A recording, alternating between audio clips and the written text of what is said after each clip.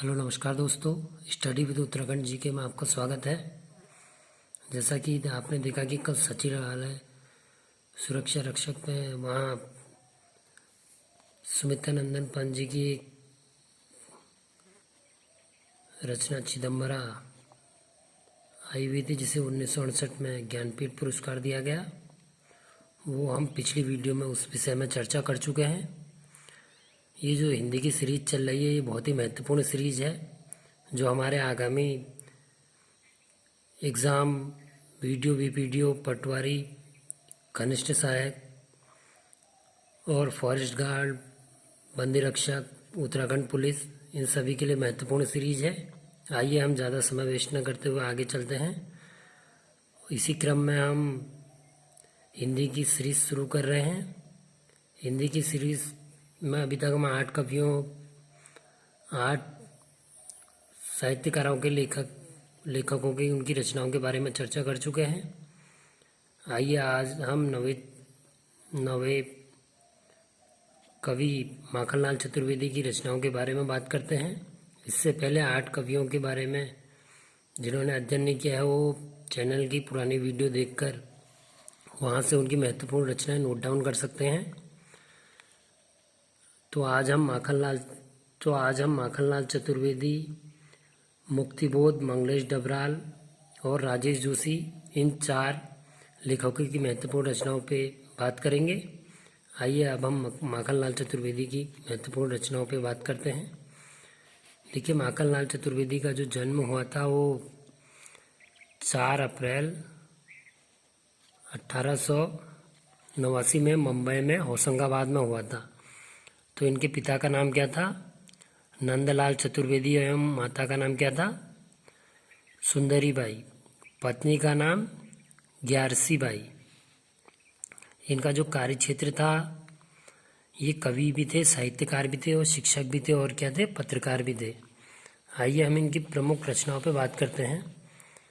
पहले इनकी हम प्रमुख काव्य रचनाओं पर बात करते हैं। इनकी जो प्रमुख काव्य रचनाएं थी माखनलाल चतुर्वेदी की: हिमकिरणटरी, माता, युगचरण, हिमतरणी, समर्पण, वेलूले गुजे धरा, धूम्रवलय, बिजुरी काजल आज रही। आइए अब हम इनकी गद्य खंड की रचनाओं पर बात करते हैं। कृष्णायुज युद्ध, साहित्य के देवता, समय के पांव, अमीर इरादे गरीब इरादे। माखनलाल चतुर्वेदी जी को क्या कहा जाता है? भारतीय आत्मा भी कहा जाता है। और इनकी इस पुस्तक के लेखक कौन थे? विजय दत्त श्रीधर। आइए हम इनकी प्रमुख कविताओं पे बात करते हैं। माखनलाल चतुर्वेदी की: कैदी एवं कोकिला, पुष्प की अभिलाषा, मुक्त गगन है, मुक्त पवन है। आइए हम अब इनके संदर्भ में कुछ महत्वपूर्ण तथ्यों के बारे में जानकारी लेते हैं। जो माखनलाल चतुर्वेदी थे वो राष्ट्रवादी विचारों के कवि माने जाते हैं, राष्ट्र कवि माने जाते हैं। और माखनलाल चतुर्वेदी ने क्या किया था?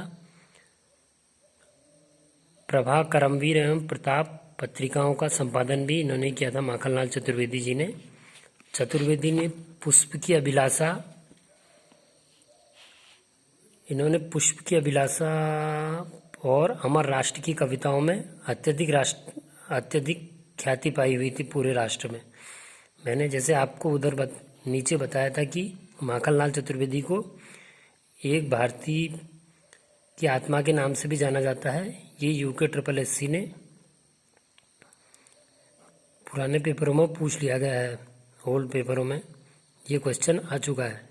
इसीलिए मैं जो महत्वपूर्ण रचनाएं आपको बताता हूँ वो सब आप नोट डाउन करते हुए चलें। 1955 में इन्हें हिमतरणी के लिए क्या दिया गया? साहित्य अकादमी पुरस्कार दिया गया। और हिमकिरणटरी के लिए क्या दिया गया? 1943 में देव पुरस्कार दिया गया। 1963 में इन्हें भारत सरकार द्वारा पद्म भूषण दिया गया। 1921 से 1922 के दौरान ये कहाँ रहे? जेल में भी रहे थे। इनका निधन कब हुआ था? 30 जनवरी 1968 में भोपाल एमपी में इनका क्या हुआ था, निधन हुआ था। आइए अब हम गजानन मुक्तिबोध के बारे में जो अध्ययन करते हैं, इनकी प्रमुख रचनाओं के बारे में। तो इनका जन्म कब हुआ था? 13 नवंबर 1917 में शालोपुर ग्वालियर में। इनके पिता का नाम क्या था? गोपाल राज। और माता का नाम क्या था? पार्वतीबाई और पत्नी का नाम क्या था? शांतिबाई। इनका जो कार्य क्षेत्र था, ये कवि भी थे, साहित्यकार भी थे और संपादक भी थे और संसूचक भी थे। इनके जो काव्य खंड हैं, चाँद का मुंह टेढ़ा है, ये भी यूपीएससी ने पुराने पेपरों में पूछ लिया गया है। काव्य खंड इनका चाँद का मुंह टेढ़ा है, भूरी भूरी खाक धूल। निबंध जो है इनकी एक साहित्य की डायरी, नए कवि का आत्मसंघर्ष तथा अन्य निबंध, आखिर रचना क्यों। अब इनकी कहानी संग्रह पे आते हैं। आइए देखिए, काट का सपना, सतह से उठता आदमी। इनका जो उपन्यास है बहुत ही इम्पोर्टेंट है, विषपात्र। आइए इनके महत्वपूर्ण तथ्यों के बारे में जानते हैं मुक्तिबोध के। गजानन माधव को मुक्तिबोध भी कहा जाता था। इनका बचपन का नाम क्या था? बाबू साहब। मुक्तिबोध ने क्या किया था? वसुधा व नया खून नाम के पत्रों का भी क्या किया था? सह संपादन भी किया था। ये क्या थे? तार सप्तक कवि जो होते हैं, इनके पहले कवि थे। ये क्या थे? अस्तित्ववादी विचारधारा के समर्थक थे मुक्तिबोध, गजानन मुक्तिबोध। इनका निधन कब हुआ था? 11 सितंबर 1964 में मध्य प्रदेश में। आइए अब हम मंगलेश डबराल जी के बारे में अध्ययन करते हैं। मंगलेश डबराल जी का जो जन्म हुआ था वो कब हुआ था? 16 मई 1948 में टिहरी गढ़वाल में। देखिए, जन्म की तारीख तो नहीं पूछता, मैंने पहले ही बताया है, लेकिन जन्म स्थान पूछ लेता है। जैसे चंद्रकुवल बड़थवाल जी का कल के पेपर में जन्म स्थान पूछा था कि जन्म कहाँ हुआ था करके, वैसे ही आगामी पेपरों में क्या पता मंगलेश डबराल का पूछ दे, मुक्तिबोध का पूछ दे। कोई भी जो हमें सिलेबस में कवि दिए हैं, उन सिलेबस में से कोई भी कवि का पूछ ले तो हमें इनका जन्म स्थान याद रखना है। इनके पिता का नाम क्या था? मित्रानंद डबराल। और माता का नाम सत्येश्वरी देवी।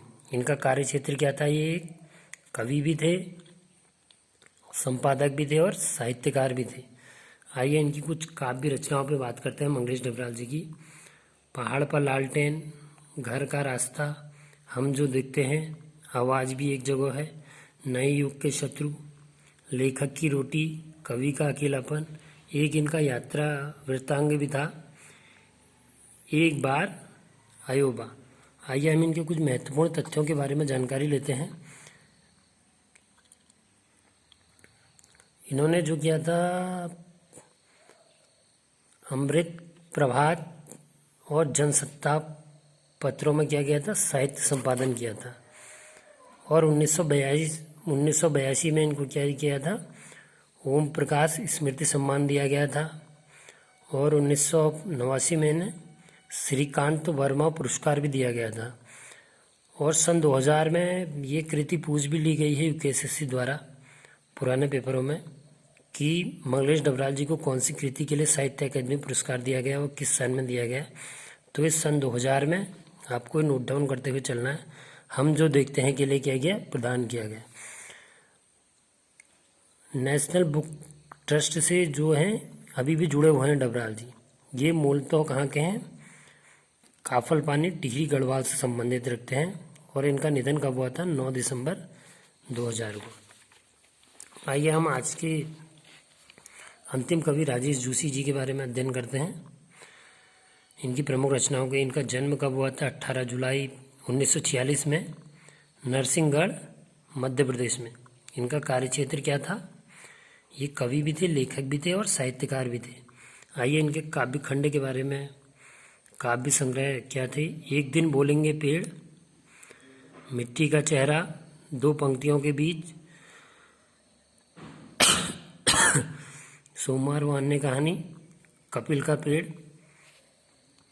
जादू जंगल, अच्छे आदमी, टंकारा का गाना, और इनकी एक आलोचनात्मक कृति थी एक कवि की नोटबुक।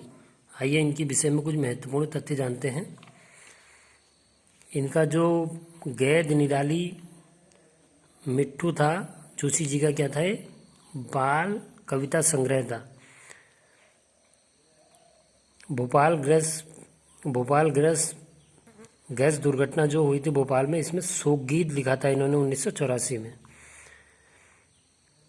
इन्हें साहित्य अकादमी पुरस्कार दिया गया था 2002 में। हमें ये भी याद रखना है कौन सी कृति के लिए, 2 पंक्तियों के बीच में कृति के लिए, इसके लिए इन्हें क्या दिया गया था, साहित्य अकादमी पुरस्कार दिया गया था सन 2002 में, साहित्य अकादमी पुरस्कार।